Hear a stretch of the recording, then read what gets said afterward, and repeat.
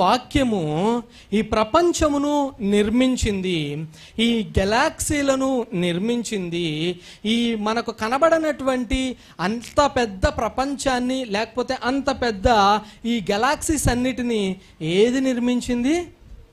దేవుని వాక్యము నిర్మించింది. ఇప్పుడు మనకు అర్థం అవ్వాలి, దేవుని వాక్యం అంటే ఎవరు అనేటువంటి మాట స్పష్టంగా అర్థం అవ్వాలి. యోహాను సువార్త 1వ అధ్యాయం 1వ వచనాన్ని మనం గమనిస్తున్నప్పుడు దేవుని వాక్యం మనకి ఇలా తెలియజేస్తూ ఉన్నారు.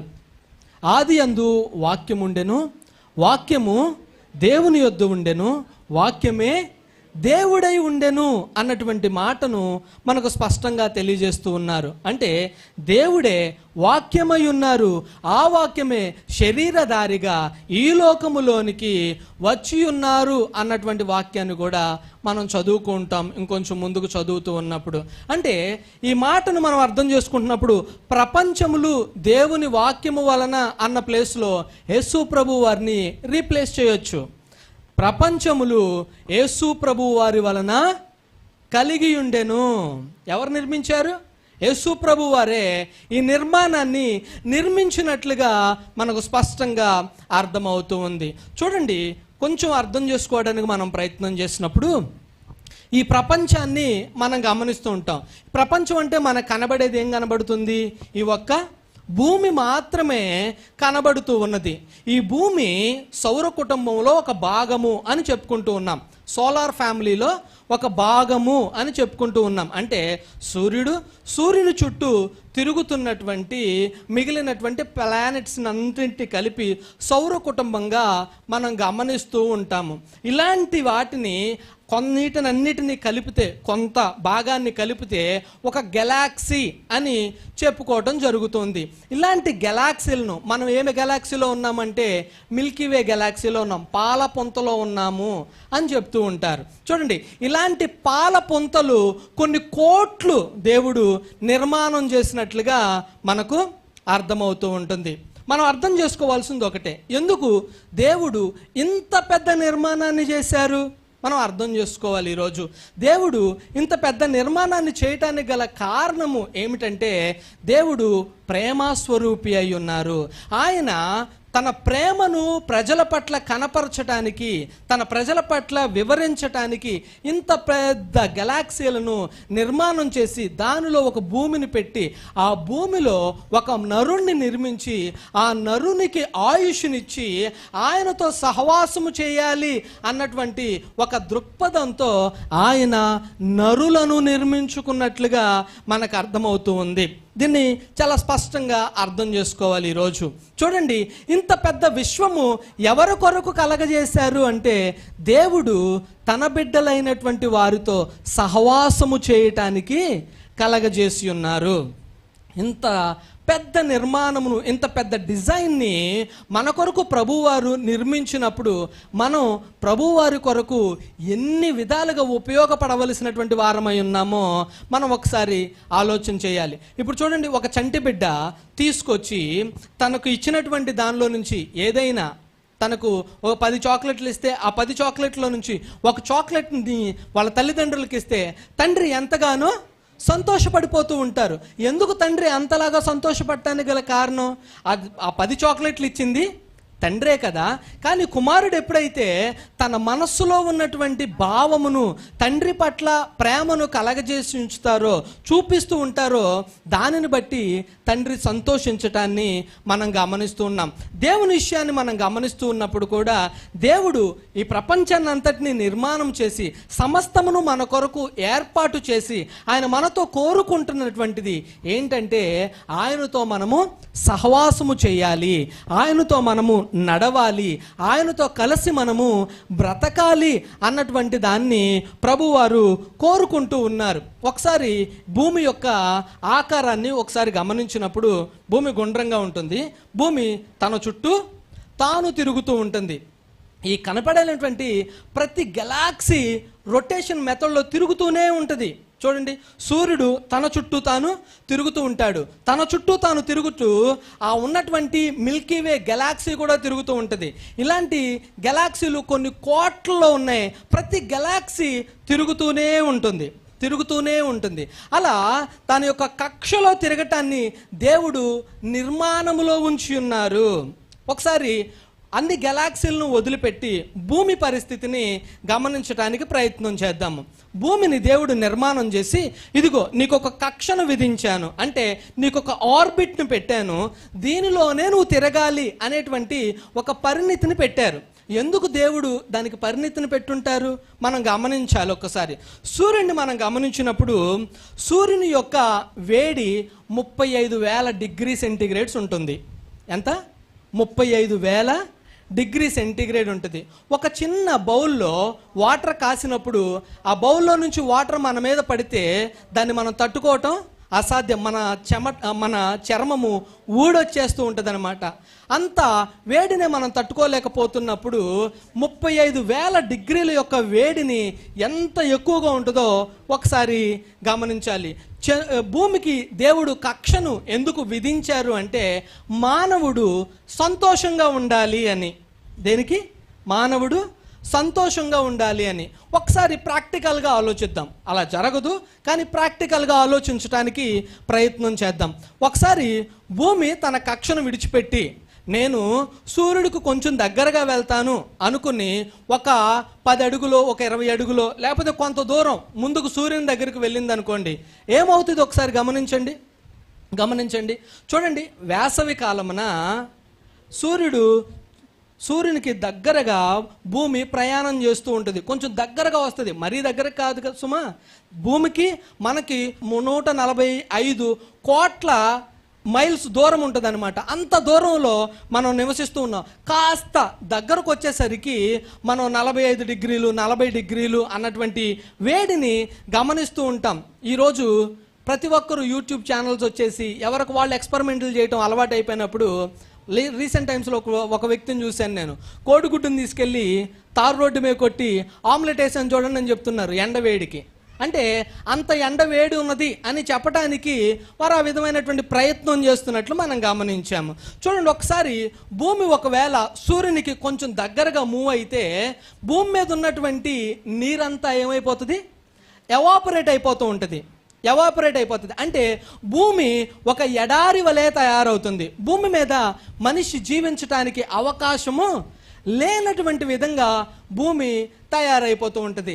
సర్లే, దగ్గరికి వెళ్తే వేడిగా ఉంది అని కొంచెం తను తిరుగుతున్నటువంటి ఆర్బిట్లో నుంచి, అదే కక్షలో నుంచి ఇంకొంచెం వెనక్కి వచ్చింది అనుకోండి, అప్పుడేమవుతుంది? సూర్యుడి నుంచి రావలసినటువంటి వేడి ఎంత కావాలో అంత భూమి మీదకి రానప్పుడు భూమి ఎక్కువ ఉష్ణోగ్రత పెరిగిపోవటాన్ని బట్టి మంచుగడ్డలా తయారవుతుంది. ఏమవుతుంది? మంచుగడ్డలాగా తయారవటానికి అవకాశం ఉంటుంది. ఒకసారి భూమిని మనతో పోల్చుకుని చూడటానికి ప్రయత్నం చేద్దాం. భూమి కొన్ని వేల సంవత్సరాల క్రితమే దేవుడు తయారు చేసినప్పుడు ఏ రోజును తయారు చేశారో ఆ రోజు నుంచి ఈ రోజు వరకు దేవుడు నియమించినటువంటి తన నియమాన్ని ఎప్పుడు విడనాడలేదు, మర్చిపోలేదు. ముందుకు వెనక్కు అది గంతులు వేయటానికి అది ఇష్టపడలేదు. కానీ మానవుడిని ఒకసారి గమనించినప్పుడు మానవుడు దేవుడికి ఇచ్చినటువంటి స్వతంత్రతను బట్టి, దేవుడు మానవునికి ఇచ్చినటువంటి స్వతంత్రతను బట్టి తనకు నచ్చిన విధంగా బ్రతకటానికి ఇష్టపడి దేవుడు నియమించినటువంటి నియమమును తప్పిపోయేటువంటి వ్యక్తిగా ఉన్నట్లుగా మనం గమనిస్తూ ఉన్నాం.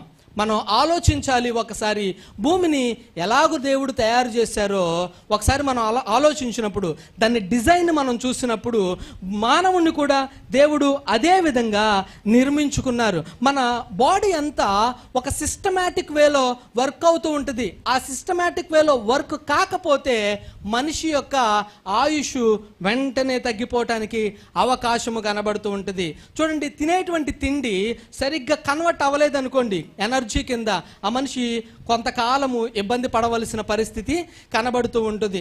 చేయవలసినటువంటి ఎక్సర్సైజ్ని మనిషి చేయలేకపోతున్నప్పుడు ఆ వ్యక్తి త్వరగా బాడీలో ఫ్యాట్ కంటెంట్ చేరిపోవటానికి అవకాశం ఉంటూ ఉంటుంది. అంటే ప్రతిదీ దేవుడు ఒక సిస్టమాటిక్ వేలో నిర్మించుకున్నారు. ఈ నిర్మాణము దేవుడు చేసిన తర్వాత మానవులకు కూడా అదే విధమైనటువంటి జ్ఞానమును, తెలివిని, వివేచనను దేవుడు మానవులకు అందించినట్లుగా మనం గమనిస్తూ ఉన్నాం.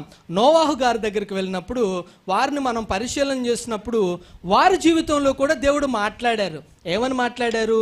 నోవా, నువ్వు నాకు నీతిమంతుడుగా కనబడ్డావు, అందుకనే నిన్ను నీ కుటుంబాన్ని బ్రతకనిచ్చినట్లుగా నువ్వేం చేయాలి? ఒక వాడను చేయాలి. Now engineer has come in to the picture. వచ్చారు కదా, వచ్చి నువ్వు ఓడను ఎంత ఎత్తులో కట్టాలి, ఎన్ని అంతస్తులు కట్టాలి, కిటికీ ఎక్కడ పెట్టాలి. మన ఇంటికి ఒక ప్లాన్ కావాలంటే ఎవరిని పిలుస్తాము? సివిల్ ఇంజనీర్ గారిని పిలుస్తాం. వారు వచ్చి పునాది ఇంత లోతుకు తవ్వాలి, ఇంత లోతుకు తవ్విన తర్వాత ఇంత లావు భీములు పొయ్యాలి, తర్వాత ఈ హైట్లో మెట్లు కట్టాలి, ఇలా ఉండాలి అని వారు ఏం చేస్తుంటారు? ప్లాన్ గీస్తారు. ప్లాన్ గీసిన తర్వాత దాన్ని ఎవరికి ఇస్తారు ఇంప్లిమెంట్ చేయడానికి? మేస్త్రికి ఇచ్చి పనిని జరిగించడానికి చూస్తూ ఉంటారు. ఇక్కడ ప్రభువారు కూడా ఒక చక్కటి ఇంజనీరింగ్ ప్లాన్ సిద్ధపరిచారు. దేనికి సిద్ధపరిచారు అంటే, నీతిమంతుడైనటువంటి ఒక్కడైనను నశించిపోవుట దేవునికి ఇష్టము లేదు. వారిని బట్టి వారి సంతానమును బట్టి అధికమైనటువంటి సంతానమును ఈ భూలోకం అంతటిని నింపి వారిని సమృద్ధిగా దీవించాలి అన్నటువంటిది దేవుని యొక్క ఆలోచన ఉన్నది. అందుకని he came up with a plan and spoke to నోవాహుతో మాట్లాడుతూ ఉన్నారు, నువ్వు ఓడను నిర్మించాలి. అప్పటి వరకు ఓడను కట్టడం అనేటువంటిది వారికి తెలియదు. అప్పటి వరకు నీటి మీద ప్రయాణం చేయటం అంటే ఏంటో వారికి తెలియదు. అప్పటి వరకు నీటిలో ఎలా బ్రతకాలి అనేటువంటిది వారికి తెలియదు. అప్పటి వరకు కీలును ఎలా ఉపయోగించుకోవాలి అనేటువంటిది వారికి తెలియదు. వారందరికీ దేవుడు నేర్పిస్తూ ఉన్నారు. ఇప్పుడు ఒక ఇంజనీర్గా దేవుడు వారికి నేర్పిస్తూ ఉన్నారు. ఈరోజు దేవుడు మీతో నాతో మాట్లాడుతున్నది ఏంటంటే, మనల్ని అదే నిర్మాణంలో నిర్మించి ఉన్నారు దేవుడు, అదే విధానంలో మనల్ని నిర్మించుకున్నారు దేవుడు. మనం నశించిపోవట దేవునికి ఎన్నడూ ఇష్టం లేదు. ఆయన సృష్టిలో నుంచి మనం తెలుసుకుంటున్నాం దాన్ని. చూడండి, భూమిని నిర్మించినప్పుడు కొంత సూర్యునికి దగ్గరగా వెళ్ళినా, కొంత సూర్యునికి దూరంగా వెళ్ళినా మనం ఎక్కడ నశించిపోతామో అని దానిని ఒకే కక్షలో పెట్టి దాన్ని పర్ఫెక్ట్గా డిజైన్ చేసి దేవుడు భూమిని దాని యొక్క కక్షలోనే తిప్పుతూ ఉన్నట్లు మనం గమనిస్తూ ఉన్నాం. నోవాహు పరిస్థితికి వచ్చినప్పుడు మనిషి నశించిపోకూడదు అని ఆ నశించిపోయినటువంటి విధానంలో ఒక ఓడను నిర్మాణము చేసి మానవాళిని రక్షించడానికి ఆయన ఇష్టపడినట్లుగా మనం గమనిస్తున్నాం. ఆ తర్వాత కొన్ని సంవత్సరాల తర్వాత మానవుడు పాపంలో నుంచి పరిపూర్ణమైనటువంటి విమోచన కలగజేయాలి అని ఆయనే సృష్టికర్తే, ఈ సృష్టిని నిర్మించినటువంటి ఆ దేవుడే ఈ లోకములోనికి వచ్చి తన ప్రాణమును పెట్టడానికి సైతం ఇష్టపడినటువంటి వ్యక్తిగా మనము ఆయన గమనిస్తున్నాం. He has a plan of salvation over there. అందులో కూడా ఆయన ఒక గొప్ప ఇంజనీర్ గానే మనం గమనించవలసినటువంటి వారమై ఉన్నాం. He had a perfect plan of salvation. రక్షించటానికి, రక్షణ సువార్తను మన కొరకు తీసుకురావటానికి ఆయన ఒక నిర్ణయాన్ని తీసుకున్నట్లుగా మనం గమనిస్తూ ఉన్నాం. అంతేకాదు, ఆయన వెళ్ళిపోతూ కూడా మరలా ఒక నిర్ణయాన్ని చెప్పి ఉన్నారు, నేను మీ యొద్దకు ఆదరణకర్తగా వస్తాను. He had a plan, he had a particular plan. Engineer అంటే ఎవరండి?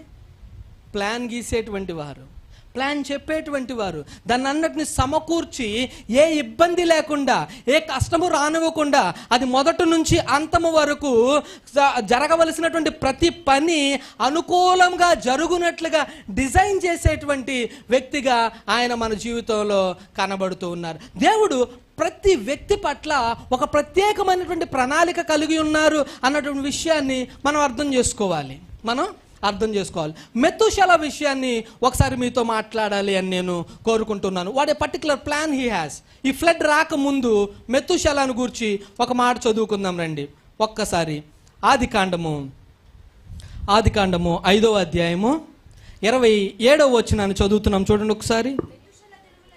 మెతుషల దినములన్నీయు 969 ఏండ్లు, అప్పుడు అతడు మృతి పొందెను. సరిపోతుంది. దేవుడు ఎందుకు పర్టికులర్గా ప్రతి ఒక్కరి వయసును రాయించి ఉంటారు గమనించాలి ఒకసారి. అంటే ప్రతి ఒక్క నియమము, ఒక వ్యక్తి పుట్టిన దగ్గర నుంచి ఒక వ్యక్తి మరణించేంత వరకు ప్రతిదీ it's a plan and designed by God అనేటువంటి విషయాన్ని అర్థం చేసుకోవాలి. అంటే ఒక వ్యక్తి ఈ లోకంలోనికి వచ్చినప్పుడు, పరవాసిగా ఈ లోకంలోనికి వచ్చినప్పుడు, ఈ లోకంలో అతను చేయవలసినటువంటి ఒక పని ఉంది. అది ఇక్కడ నెరవేర్చి, అది ఇక్కడ వారు చేసి, ఆ తరువాత భూలోకములో నుంచి వారు పరమునకు చేర్చబడవలసినటువంటి వారయ్యి ఉన్నారు. మెతుషెల అనేటువంటి మాటను మనం గమనించినప్పుడు అరామిక్ లాంగ్వేజ్లో మెతుషెల పేరుకు అర్థం ఏమొస్తుంది అంటే, చూడండి, అతడు మరణించినప్పుడు అది జరుగును అన్నటువంటి మాట దాని అర్థంగా మనం తెలుసుకోవాలి. అతడు మరణించినప్పుడు అది సంభవించును, లేకపోతే అది జరుగును అన్నటువంటిది ఆయన పేరుకు పెట్టినటువంటి అర్థం అన్నమాట. అంటే చాలామంది అనుకుంటుంటారు మెతుషెల అంటే ఎక్కువ సంవత్సరాలు బ్రతికినటువంటి వ్యక్తిగా పరిగణిస్తూ ఉంటారు కదా అని. అది పరిగణిస్తారు, ఎందుకంటే ఆయన బ్రతికిన సంవత్సరాలను బట్టి. బైబిల్ గ్రంథం అంతట్లోనూ ఎక్కువ సంవత్సరాలు బ్రతికినటువంటి వ్యక్తి ఎవరంటే మెతుషెల గారే. కానీ ఆయన పేరుకు అరామిక్ లాంగ్వేజ్లో వచ్చేటువంటి అర్థం ఏంటంటే, ఆయన మరణించినప్పుడు అది సంభవించును అన్నటువంటి మాటను మనం గమనిస్తున్నాం. ఏది సంభవించటానికి దేవుడు ఏది ప్లాన్ చేస్తూ ఉన్నారు? మెతుషెలాని ఇచ్చి, మెతుషెలాను చూపించి ఏదో ఒక మెసేజ్ని భూలోకానికి పాస్ చేస్తూ ఉన్నారు. మెతుషెలాని ఈ లోకంలోనికి పంపించి ఈ ప్రపంచం అంతటికి ఒక ఇన్ఫర్మేషన్ని పాస్ చేయడానికి ఇష్టపడుతూ ఉన్నారు. దాన్ని అర్థం చేసుకోవడానికి ప్రయత్నం చేద్దాం ఒకసారి. మెతుషెల బ్రతికిన దినములన్నయు 969 సంవత్సరాలు. చూడండి, మెతుషెల తండ్రి పేరు హానోకు. ఎవరండి? హానోకును మనం గమనిద్దాం ఒకసారి. చూడండి, 22వ వచనం చూస్తున్నాం. హానోకు మెతుషెలను కనిన తరువాత 300 ఏండ్లు దేవునితో నడుచుచు కుమారులను కుమార్తెలను కనెను.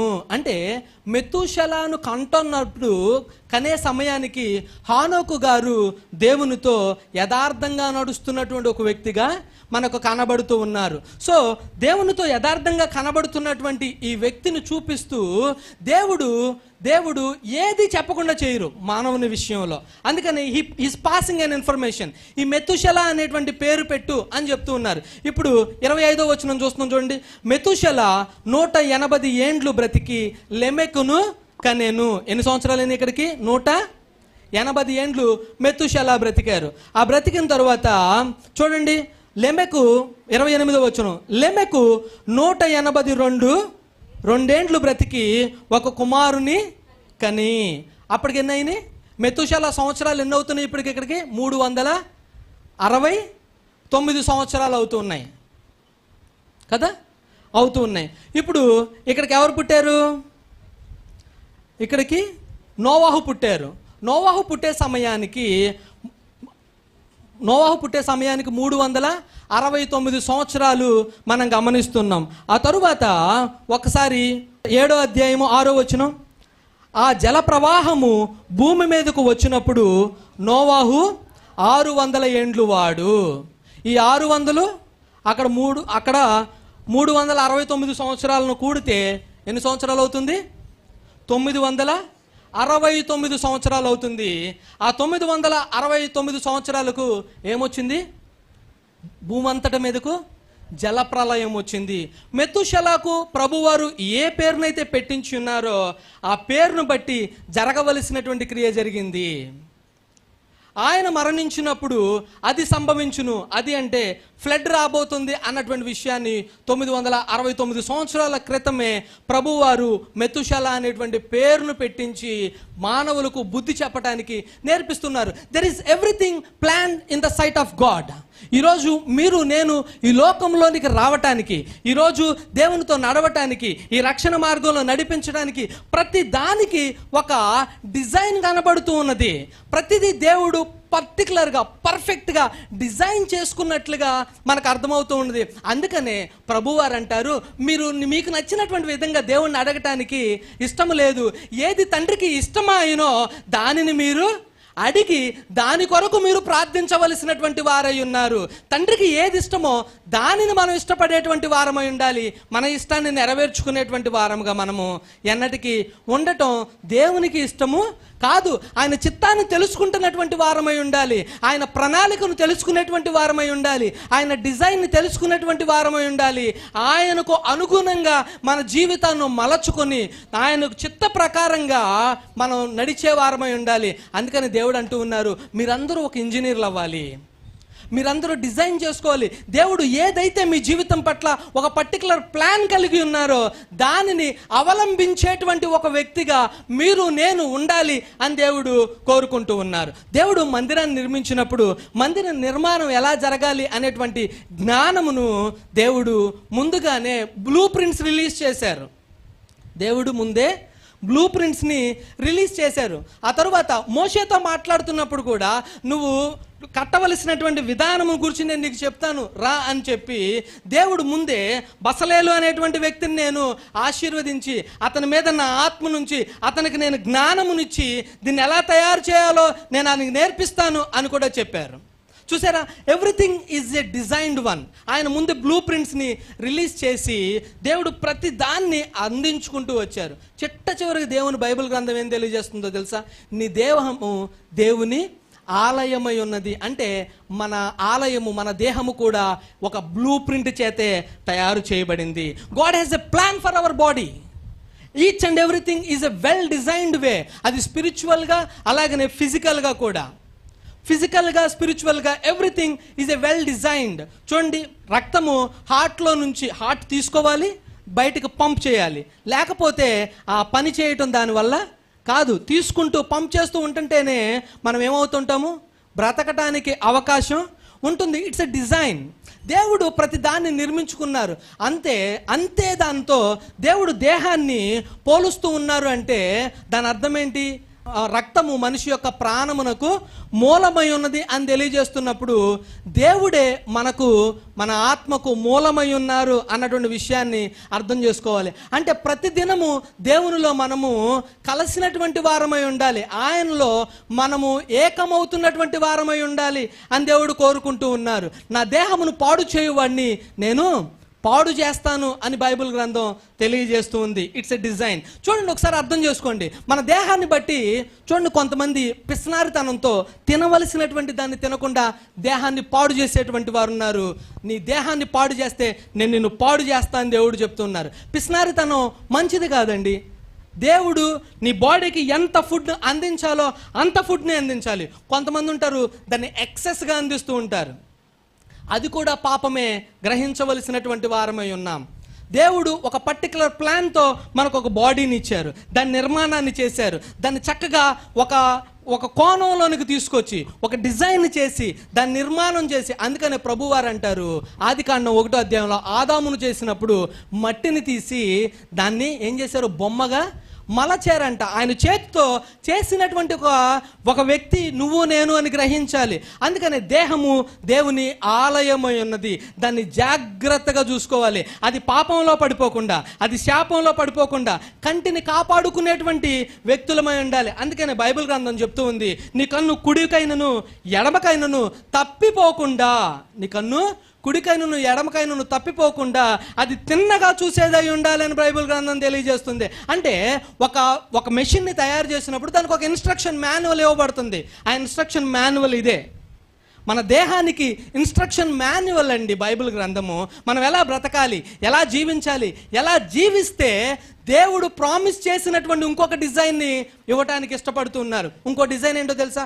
ప్రభువారు ఎత్తబడే ముందు అందరితో మాట్లాడుతూ చెప్పారు, నేను ఇక్కడి నుంచి వెళితే కానీ ఆదరణకర్త మీ దగ్గరికి రారు. నేను ఇక్కడి నుంచి వెళ్తే మీ కొరకు నేను స్థలమును సిద్ధపరచబోతూ ఉన్నాను. Again there is a new creation in God. దేవుడు మరొక నిర్మాణాన్ని మన కొరకు సిద్ధపరచడానికి ఇక్కడి నుంచి వెళ్ళారు. He is doing it. ఆయన ఖచ్చితంగా దాన్ని మన కొరకు సిద్ధపరుస్తున్నారు అన్నటువంటి విశ్వాసంతో మనం ముందుకు వెళ్ళాలి. హెబ్రీయులకు రాసిన పత్రిక ఇందాక చదివినటువంటి వచనాన్ని మనం గమనిస్తూ ఉన్నప్పుడు ఏవి దృశ్యమై ఉన్నవో అవి దృశ్యముగా ఉన్న ప్రతిదీ దృశ్యమైనటువంటి వాటితో చేయబడలేదు, కానీ అదృశ్యమైనటువంటి వాటితో చేయబడ్డవి అని బైబిల్ గ్రంథం తెలియజేస్తూ ఉంది. గమనించాలి ఒకసారి. అదృశ్యమైనవి ఏంటి? ఇప్పుడు చూడండి, ఒక పదార్థం ఉంది. ఒక పదార్థాన్ని స్ప్లిట్ చేసుకుంటూ వెళ్తే, ముక్కలు చేసుకుంటూ వెళ్తే చిట్ట చివరిగా మనకు కనపడేటువంటిది ఏంటంటే ఆటం అంటారు దాన్ని, అణువు. చాలామంది ప్రార్థన ఇలా చేస్తూ ఉంటారు, ప్రభువా నా అణువును మీరు తాకండి, నా అణువును మీరు శుద్ధి చేయండి. అంటే ద లాస్ట్ పార్ట్ అనమాట. ఇంకా దాన్ని స్ప్లిట్ చేయడానికి వీల్లేదు. ఇక చిట్ట చివరిది. ఆ అణువు ఎలా ఫామ్ అవుతుంది అంటే ఎలక్ట్రాన్స్ అండ్ న్యూట్రాన్స్తో ఫామ్ అవుతుంది. Electrons and neutrons are not visible to the eye. అవి కంటికి కనబడేటువంటివి కావు, కానీ వాటి ద్వారా దేవుడు ఏం చేశారు? ఒక నిర్మాణమును చేసి ఉన్నారు. I made everything from nothing. సమస్తమును నేను ఏమీ లేని దాని నుంచి నిర్మించుకొని ఉన్నాను అని దేవుని వాక్యము తెలియజేస్తుంది. మన కంటికి కనబడనటువంటి వాటితో కంటికి కనిపించేటువంటి దాన్ని దేవుడు నిర్మాణములోనికి తీసుకొచ్చారు. అందుని బట్టి దేవునికి మహిమ కలుగును గాక. చూడండి, గమనించాలి ఒకసారి. మన దేహము ఎంత విలువైనదో, దేవుడు ఎంత శ్రమను మన దగ్గర పెట్టి ఉన్నారో, ఎంత నాలెడ్జ్ను మన కొరకు ఉంచి ఉన్నారో, ఎంత జ్ఞానము, ఎంత తెలివిని, ఎంత యుక్తముగా బ్రతకటాన్ని, ఎంత పరిశీలనను మన ముందు పెట్టి ఉన్నారో మనకు బైబిల్ గ్రంథం చాలా స్పష్టంగా నేర్పిస్తుంది. I want close this session. ఇంకా మాట్లాడడానికి ముగించబోతూ ఉన్నాను. గమనించాలి, మనం ఈ లోకంలో అంతా చెప్పి దేవుడు లోకం నుంచి వెళ్ళిపోతూ ఉన్నప్పుడు, భూలోకం నుంచి వెళ్తూ ఉన్నప్పుడు ఆయన ప్రామిస్ చేసింది ఒక్కటే, నేను మీ కొరకు స్థలమును సిద్ధపరుస్తూ ఉన్నాను, పరలోక రాజ్యమును సిద్ధపరుస్తున్నాను, మీకు ఒక్కొక్క మ్యాన్షన్ని సిద్ధపరుస్తూ ఉన్నాను, మీ కొరకు క్యాజువల్స్ని సిద్ధపరచడానికి నేను వెళ్తూ ఉన్నాను. అంటే